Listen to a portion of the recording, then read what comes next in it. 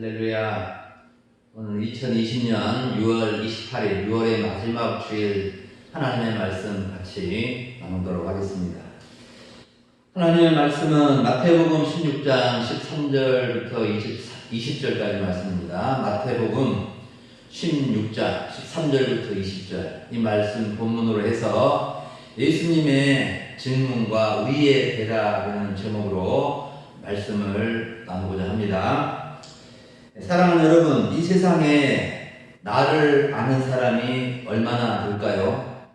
또 내가 아는 사람이 몇 사람이나 될까요? 친척들, 가족들, 친구들, 마을 친구, 학교 다닐 때 친구들, 또 교회 식구들, 직장을 다닌다면 직장 동료들, 사업을 하신다면 거래처 사람들, 또 지역 정치인들, 연예인들, 탤런트, 배우들, 우리가 아는 사람이 많이 있을 것입니다. 그런데 나는 그를 알아도 그 사람이 나를 모른다면 내가 그 사람과를 아는 사이라고 말하기는 어려울 것입니다. 우리는 내가 그 사람을 알고 그 사람이 나를 안다는 것의 그 기준을 어떻게 정해볼 수 있느냐 하면, 알아볼 수 있느냐 하면,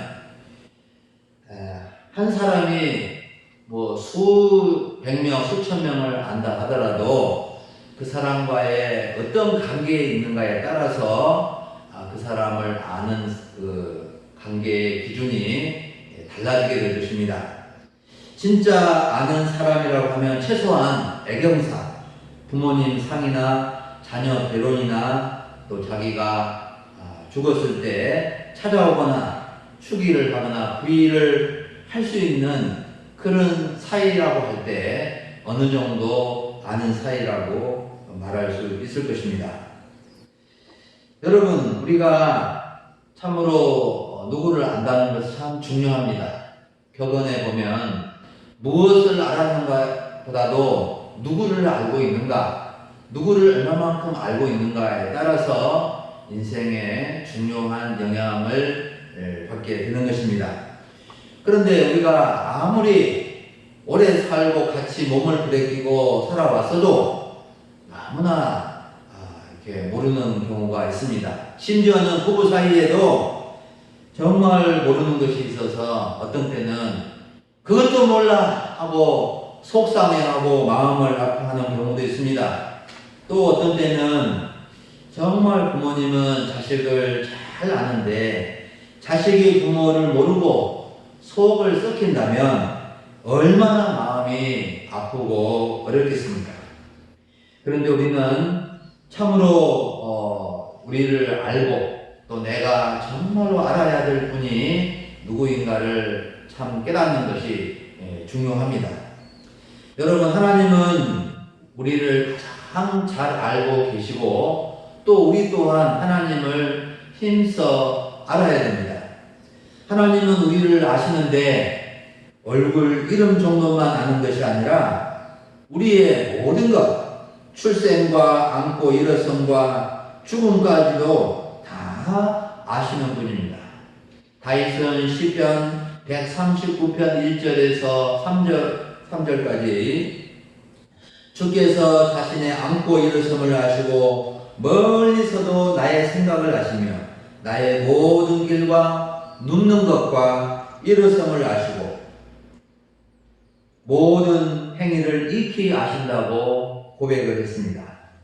또한 하나님은 예레미야 선지자에게 내가 너를 네 어미 뱃속에서 만들기 전부터 알았다고 말씀해 주셨습니다. 여러분, 하나님이 우리를 다 알고 계십니다. 또한 하나님의 아들 예수님께서도 우리 각자를 다 알고 계십니다. 그런데 문제는 우리가 하나님을 잘 모르고 예수님을 잘 모르는 것이 문제인 것입니다. 하나님과 예수님은 우리를 다 알고 계시는데 우리가 하나님과 예수님을 모르면 안 되는 것입니다.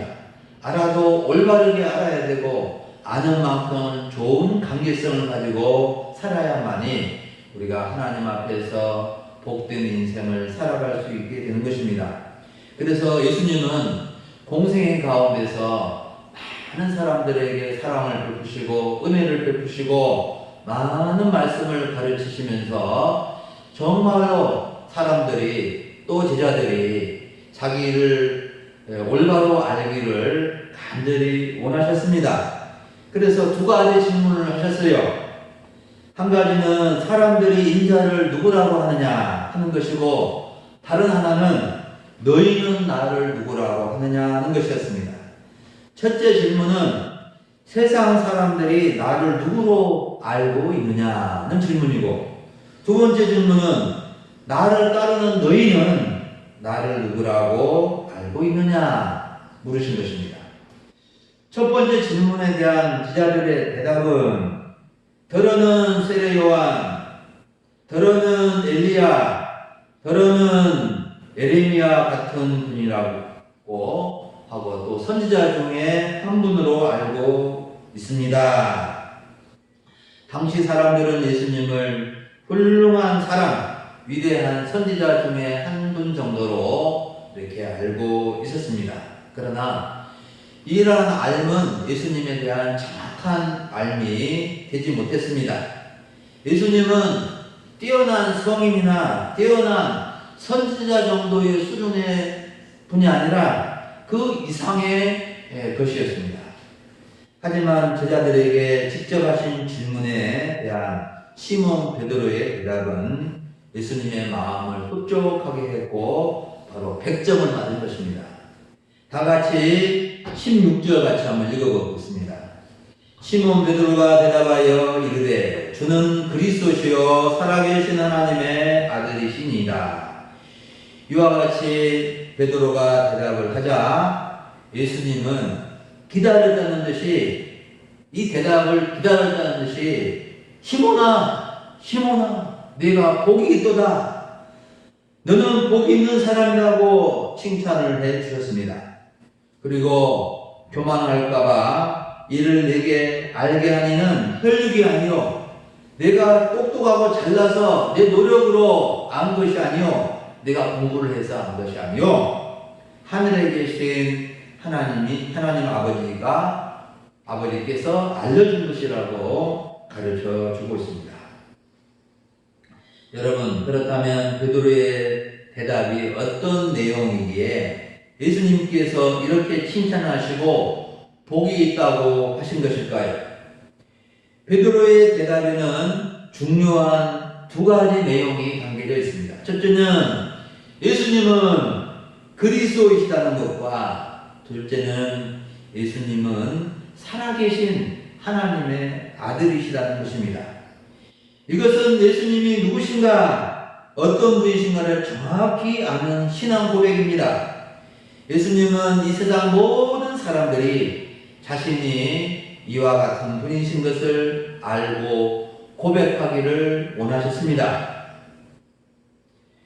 여러분, 예수님이 그리스도이시다는 것은 예수님이 메시아, 예수님이 구세주라는 뜻입니다. 예수님은 바로 구약 시대에 하나님께서 새 직분을 임명할 때 기름을 부어서 임명을 했는데 그리스도라는 말은 기름 부음을 받은 자라는 뜻입니다. 그래서 구약 시대에는 왕과 제사장과 선지자를 임명할 때 기름을 부어서 임명을 했는데 예수님이 바로 이 세상의 진정한 왕이시요 대제사장이시요 선지자이신 것을 고백하는 이 고백이 바로 그리스도라는 고백입니다. 또한 예수님이 살아계신 하나님의 아들이시라고 한 것은 영원히 계시고 영원히 존재하시는 하나님의 아들로서 신성을 가지신 분이요 하나님과 동등한 분이시라는 것입니다. 그래서 예수님은 바로 원래부터 하나님이셨습니다. 여러분, 의심 많은 예수님의 제자 도마는 예수님의 손의 못자국과 옆구리에 창자국을 보지 않고서는 믿지 않겠다고 부활하신 예수님을 못 믿겠다고 했습니다. 그런데 예수님이 찾아오셔서 도마야 이리 와라 하시면서 그의 손에 못자국과 옆구리에 참자국을 이렇게 보여주셨습니다. 이때 도마는 놀라운 고백을 했습니다. 예수님을 나의 하나님이십니다. 예수님이 나의 하나님이십니다. 라고 도마는 고백을 했습니다. 사랑하는 여러분, 베드로가 주는 그리스도시요 살아계신 하나님의 아들이시나 이 고백은 자기 골방에서나 자기 어떤 집에서나 그냥 한 공간에서 한 것이 아닙니다. 베드로가 예수님을 고백한 주는 그리스도시요 살아계신 하나님의 아들이시며 고백한 것은 빌립보 가이사라에서 한 것인데 것인데 당시에 로마가 이스라엘을 다스리고 지배하고 있었는데 로마 황제의 신상이 세워진 곳입니다. 그래서 로마 황제의 지배를 받고 있는 현실과 그 신상이 있는 곳에서 이 세상의 주님은 바로 우리 예수님이시오. 주님이 바로 그리스도시요 살아계신 하나님의 아들이시라고 고백을 한 것입니다. 사랑하는 여러분, 오늘 예수님께서 나에게 너는 나를 누구라고 하느냐 물으신다면 어떤 대답을 하시겠습니까? 우리 모두는 주는 그리스도시요 살아계신 하나님의 아들이시라고 고백할 수 있기를 원합니다.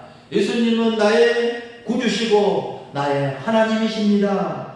고백하고 그 주님을 마음의 중심에 모시고 섬길 수 있기를 바랍니다. 여러분, 우리가 이 세상에서 많은 사람을 알지 못하고 인기가 없고 누가 나를 알아주지 않아도 예수님이 나를 알아준다면, 내가 알고 있는 예수님이 바로 그리스도시요 살아계신 하나님이라고 우리가 고백한다면 예수님과 우리의 관계는 중요한 관계가 되는 것입니다.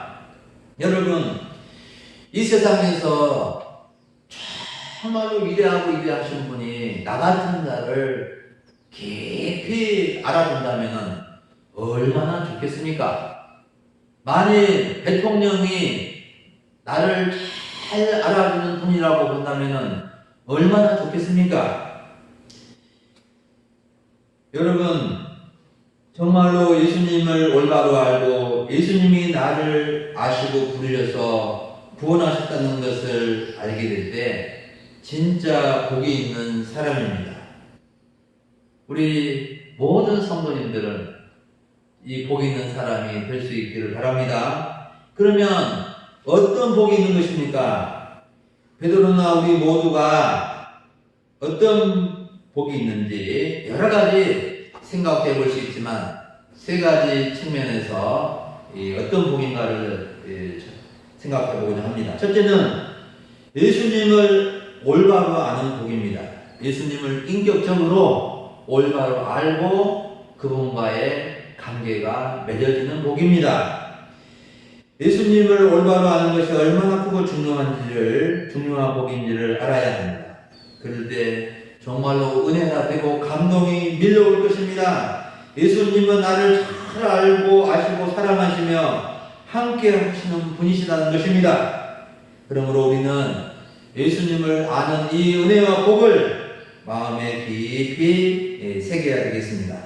우리가 예수님을 올바로 알게 될 때 예수님과 믿음의 관계가 이루어지게 되고 예수님을 믿고 알고 믿는 것이 가장 큰 복이요 은혜라는 것을 깨닫게 될 것입니다. 두 번째는 음부의 권세가 이기지 못하는 교회를 세우게 되고 또 교회의 지체가 되는 복입니다.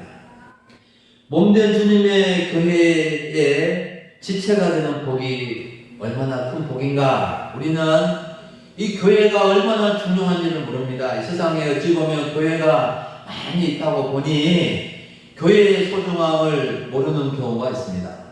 여러분, 그러나 이 한 교회가 있다는 것은 엄청난 은혜의 복입니다. 우리가 교회를 통해서 믿음 생활할 뿐만 아니라 교회를 통해서 은혜를 받게 되고 하나님의 임재하심을 체험하게 되고 교회에서 하나님의 가족으로서 자라가게 되고 성장하게 되고 은혜를 누리게 되고 서로 위로하고 격려받는 가장 좋은 곳이 바로 교회입니다. 그래서 교회가 마을에 있다는 것은 그 마을의 복입니다. 여러분, 정말로 하나님께서 우리에게 이 교회를 허락하시고 함께 있게 하신 것을 귀한 복으로 여길 수 있기를 바랍니다. 예수님 위에 세워진 교회는 음부의 권세, 마귀의 권세가 이기지 못합니다. 내가 교회에 속해 있고 지체가 되었다는 것은 이와 같이 중요한 은혜요 복인 것입니다. 세 번째는 천국 열쇠를 받은 복입니다. 천국 열쇠는 천국 문, 구원의 문을 여는 중요한 열쇠입니다. 열쇠가 없으면 아무리 좋은 곳에도 들어갈 수가 없습니다. 그러나 열쇠가 있으면 우리가 들어갈 수 있습니다. 여러분, 천국의 열쇠는 예수님이 쥐고 계십니다. 이것은 베드로에게 주셨지만 베드로에게만 주신 것은 아닙니다. 우리가 예수님께서 가지신 천국 열쇠를 받아서 사용하면 닫혀있는 천국문을 여는 사람으로 쓰임받게 되는 것입니다. 베드로처럼 신앙 고백을 하고 베드로처럼 신앙 고백을 하는 사람들은 주님이 천국 열쇠를 주시는 줄 믿습니다. 사랑하는 여러분, 오늘 우리는 예수님의 중요한 두 가지 질문, 또 우리의 대답에 대한 말씀을 들었습니다. 너는 나를 누구라고 하느냐 하고 물을 때 우리는 오 주님, 주님은 그리스도시요 살아계신 하나님의 아들이십니다. 이 고백을 날마다 할 수 있기를 바랍니다. 주님은 나의 그리스도십니다. 살아계신 하나님의 아들이십니다 고백함으로 그분을 모시고 그분과 함께 살고 그분을 섬김으로 말미암아 은혜와 복을 많이 누리는 우리 모든 성도들이 되어질 수 있기를 바랍니다. 예수님을 예수님으로 올바로 아는 사람에게 복을 주시고 교회를 통해서 보살펴 주시고 천국에 들어갈 뿐만 아니라 천국 열쇠를 가지고 이 세상에서 아름답고 복된 인생을 살아갈 수 있게 되는 것입니다. 여러분, 금고 열쇠보다도 중요한 것이 천국 열쇠입니다. 이 천국 열쇠를 가지고 우리가 정말 천국을 사모하며 또 천국의 문 앞에서 서성거리고 있는 사람들에게 천국문으로 안내하는 그 문을 열어주는 저와 여러분들이 될 수 있기를 간절히 바랍니다. 다 같이 기도 드리시겠습니다.